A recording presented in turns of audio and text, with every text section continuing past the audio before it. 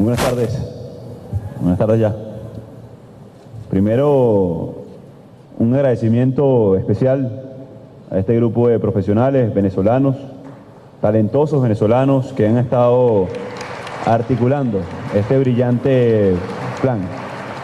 Lo que reconforta saber que tenemos un seguro en el futuro, a pesar de tener un presente agobiado, ciertamente, por la crisis humanitaria, por la emergencia, por la falta de mantenimiento al cual ha sido sometido la gran parte de la infraestructura nacional.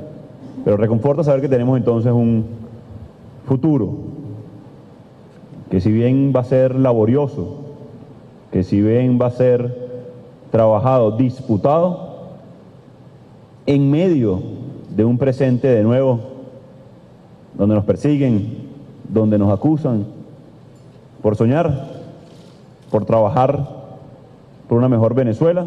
Sabemos, Venezuela, entonces, que tenemos hoy no solamente un sueño, sino un plan, una hoja de ruta, claridad en lo que se va a construir Venezuela en el corto plazo.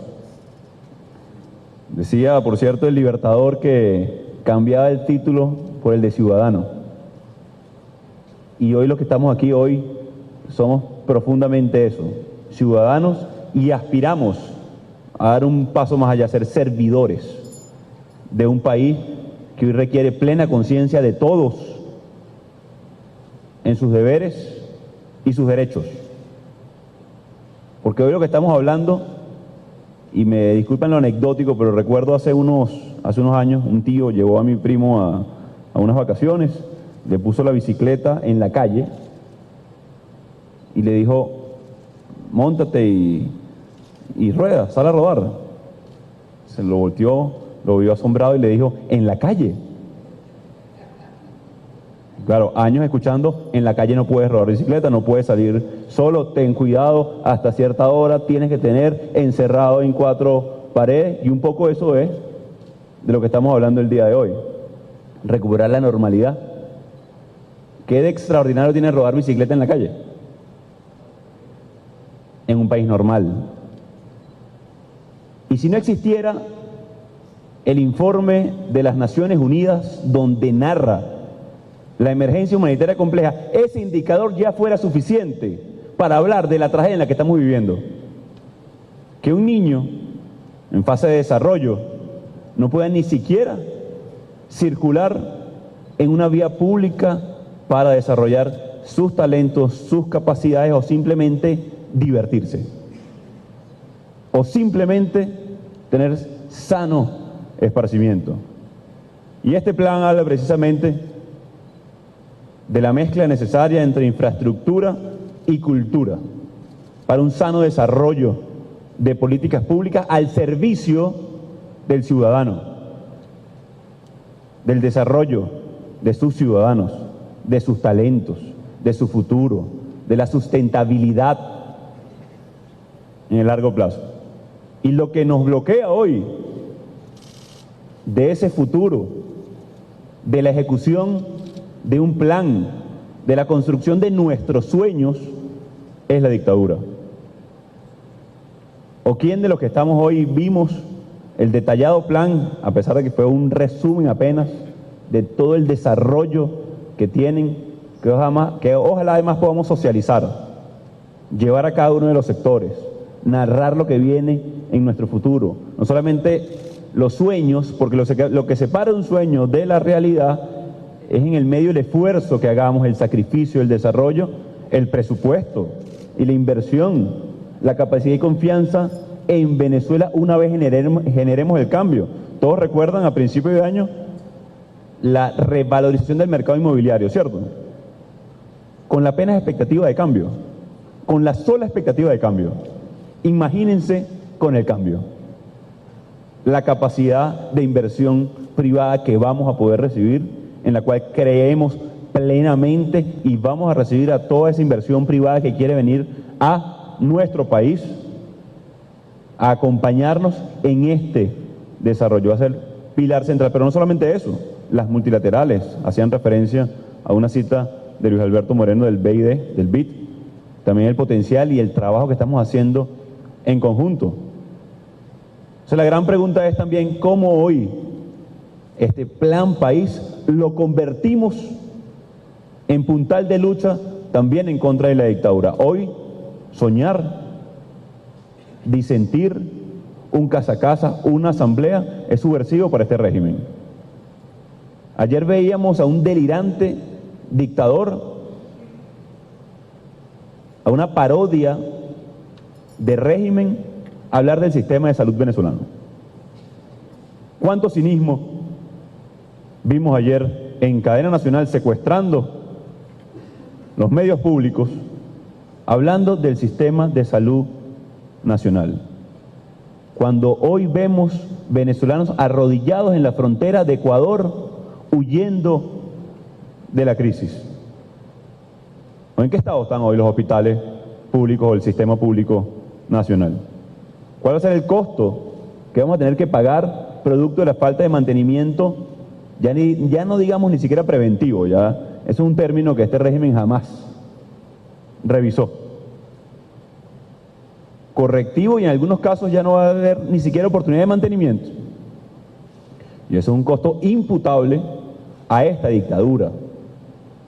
Y ahí hablamos entonces de la diferencia entre emergencia humanitaria compleja y catástrofe humanitaria a la cual estamos a punto de enfrentar si no tomamos los correctivos inmediatos. Es decir, si no le ponemos cese a la usurpación, si no empezamos a implementar los planes adecuados en cada una de las áreas.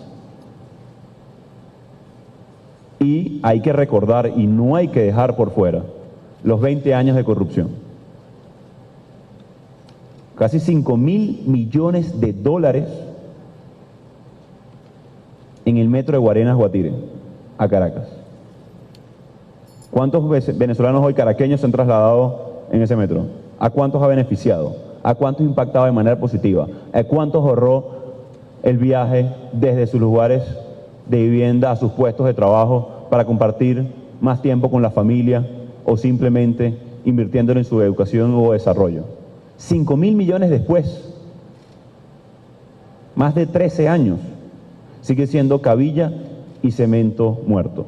La infraestructura no es cabilla y cemento, no, es un sistema que debe estar al servicio no solamente del ser humano, sino de la sociedad, como muy bien explicaron todos los profesionales hoy, que les pido otro aplauso de verdad. Qué orgullo poder contar que Venezuela cuente con talentosos venezolanos que siguen empujando y empujando por la lucha en Venezuela. Pero no solamente fue el metro, 5.000 millones, y vayamos sumando. Misión Vivienda, que hizo un gran estudio, la Cámara Venezolana Inmobiliaria, de la construcción, disculpe, ahí está el presidente además. Más de 90.000 millones. Y hoy tenemos déficit de 2.200.000 viviendas, todas compradas con sobreprecio. ¿O pagadas a quién? A venezolanos para fomentar la industria interna.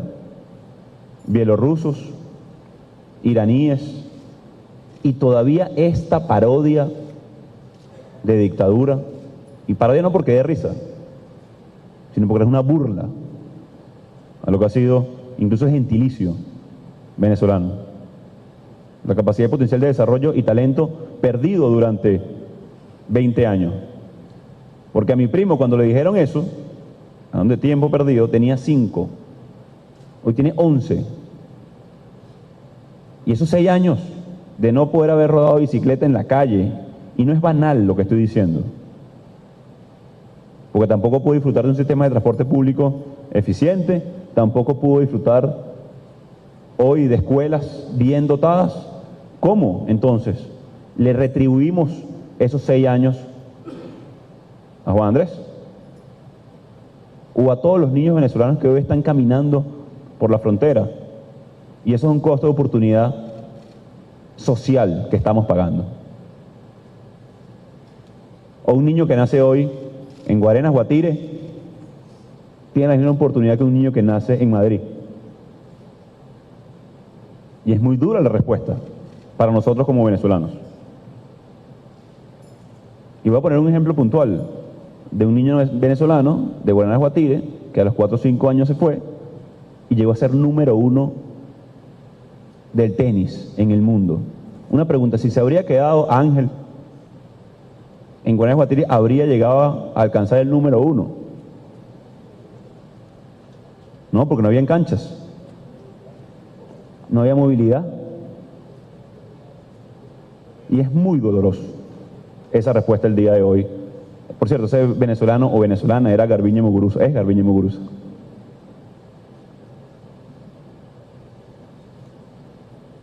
Es muy duro para nosotros y frustrante, debo reconocerlo, saber el potencial que tenemos, los planes, la capacidad, y que una miserable dictadura bloquee entonces el desarrollo no de un venezolano, no de un grupito, no de un sector, no de la oposición, de todo un país.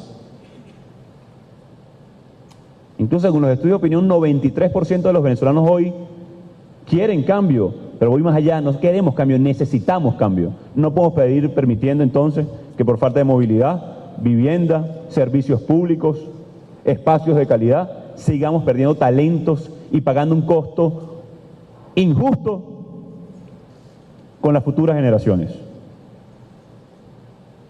Y el gran reto hoy, el gran reto que tenemos como sociedad, como ciudadanos, al servicio y el rescate de la democracia, de liberar, sí, a nuestro país, aunque agradezco la cita, es entonces ese legado que vamos a dejar a las futuras generaciones. Hoy son 56 años, por cierto, me lo pasaba Marco Aurelio, del famoso discurso de Luther King donde decía, yo tengo un sueño. Hoy, casualmente, 56, si no me equivoco, años de ese famosísimo discurso. Y yo quiero decirles algo, no solamente tenemos un sueño, no solamente soñamos con ver a nuestros hijos rodando bicicleta en la calle, no solamente tengo ese sueño de ver a Miranda y acompañarla haciéndolo, sin preocupación a que pase nada y con la posibilidad de comprar la bicicleta. Hoy son 4 años de salario mínimo para poder comprar una bicicleta, por cierto. Agréguenle eso a esa variable. Pero hoy no solamente los venezolanos tenemos un sueño, tenemos un plan. Los venezolanos tenemos un plan para ser libres, para recuperar nuestra democracia, para recuperar nuestra normalidad, para que regresen los venezolanos. Tenemos un plan país que nos va a llevar al siglo XXI, donde sí vamos a reducir el tiempo de transporte de Guarenas Guatire, pero también a La Guaira, también al centro del país, donde van a poder transportados esos ferrocarriles con energía limpia, renovable. Hoy Venezuela sueña, pero también ejecuta, también ejerce esa posibilidad de cambio, de futuro, impulsada por sus hombres y mujeres. Hay una famosa frase que dice que Dios da sus más duras batallas a sus mejores soldados. Entonces, sin duda alguna, estamos a prueba esta generación de venezolanos, porque esta ha sido la batalla más dura que nos ha tocado enfrentar en siglos de historia, a la barbarie, al retroceso, a la opresión, a la persecución, a la violación de derechos humanos. Así que no tengo duda de, luego de ver este plan, que tengo la certeza que estamos enfrentando, sí, a la situación más dura, pero con los mejores venezolanos preparados para enfrentar esta situación. No tengo duda que vamos a salir adelante, que el futuro es nuestro, que estamos construyendo un presente que nos va a llevar a algunos sacrificios más, porque en definitiva el régimen perdió. No van a recuperar mayoría, no van a tener confianza en interlocución con el mundo o rectores, no van en ningún momento a tener capacidad nueva de préstamos mientras usurpen funciones. Nos toca entonces arrebatar la oportunidad, el poder para poder transformar. Tampoco nos los van a regalar, es la verdad, por duro que suene. No va a ser producto de que se dieron cuenta de que destruyeron el país y a través de solamente la mediación o solamente la calle o solamente un tratado internacional van a ceder alegremente el poder. Este momento de presión, Elías, y tú lo sabes, ha sido producto de la construcción de mayoría, del ejercicio y de avanzar. La usurpación ha durado mucho más de lo que todos queremos. Y no solamente hablo de 7 meses. Ninguno de nosotros pensó vivir esta situación país a lo cual nos enfrentamos, pero a lo cual vamos a derrotar. Hoy hemos designado además el centro de gobierno para avanzar en 2 tareas fundamentales: poner fin a la usurpación, aumentar aún más la presión, atender la emergencia para poder ejercer a plenitud este plan país. El retroceso, el cual hemos sido víctimas. Antes decíamos que eran 10 años, 20 años, me atrevo a decir que son 100 en algunos casos. ¿O hace cuánto o cuánto? Por aquí veo amigos de La Guaira, del Estado Vargas. Vemos niños acarreando kilómetros agua, kilómetros. Y con el dilema de la Venezuela rural, entre ir a trabajar o estudiar, porque prefieren acarrear agua, o caletear, como decimos, en Venezuela, para ganar un dinerito que le rinde mucho más que cualquier expectativa de estudio. A eso nos estamos entonces enfrentando. Y ahí está el Plan País Infraestructura.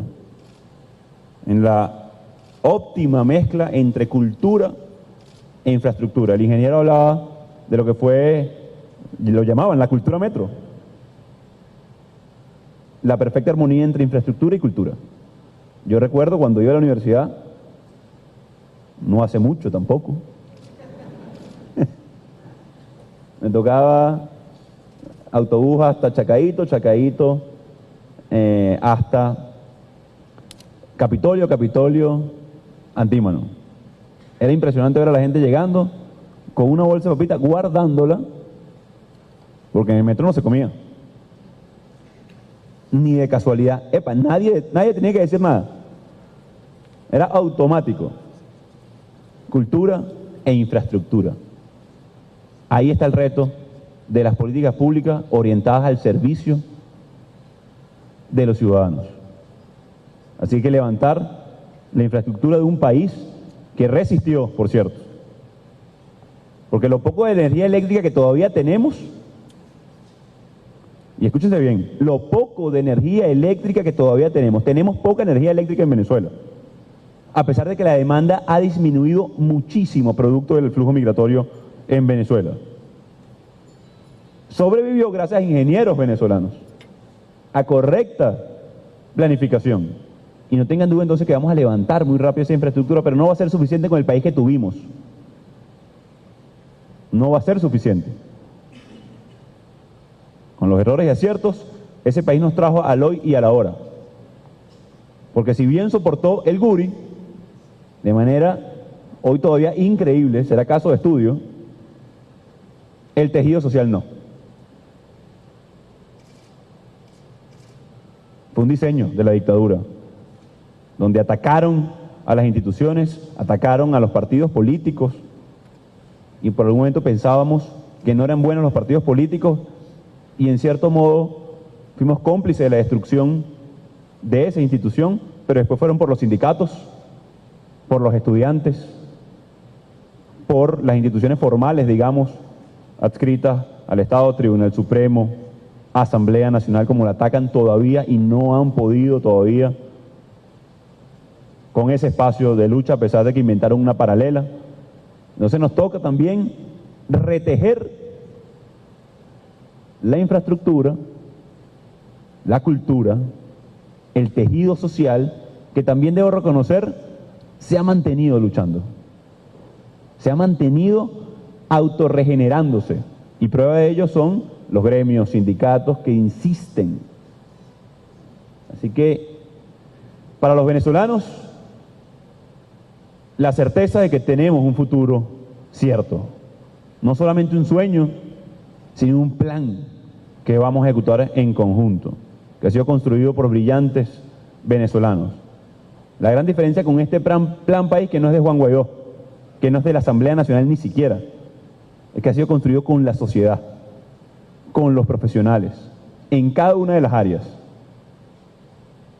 Y es maravilloso ver el plan país: infraestructura, agricultura, salud, educación.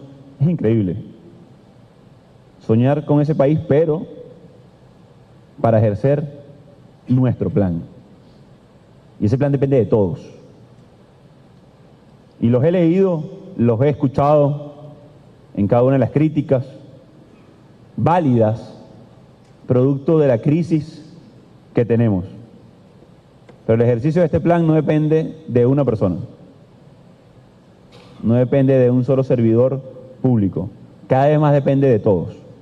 Que nos mantengamos no solamente soñando, sino planificando, ejerciendo, yendo a las calles como lo hicimos el fin de semana pasado en todos los rincones de Venezuela. No van a poder con un pueblo organizado, no van a poder con nuestros deseos y sueños en Venezuela, porque nos pueden robar el dinero del metro, nos pueden robar los desarrollos, hasta el número que se hubiesen inventado para robarse,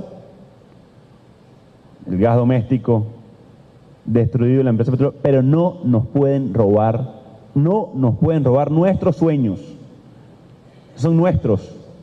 La esperanza en un mejor país, la confianza en el futuro que tenemos. Eso no nos puede quitar la dictadura, eso depende de cada uno de nosotros.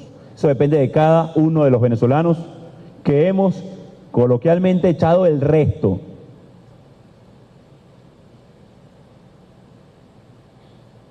Y nos queda poco, también debo decirlo.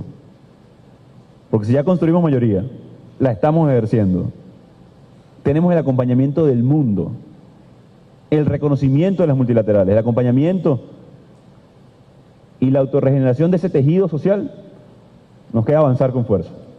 Me encantaría hoy decirles cuándo. Y yo sé que es la pregunta que tienen al tope o en la punta de la lengua, como dicen. Porque sé que están agobiados, sé que estamos en cierto modo sufriendo incluso. Pero ese cuándo depende de lo que podamos juntos hacer, y vamos a hacer, y voy a hacer en las próximas horas. No solamente designando un centro de gobierno, sino ejerciendo, como lo hicimos el fin de semana pasado, y que el régimen decida en definitiva esta parodia de dictadura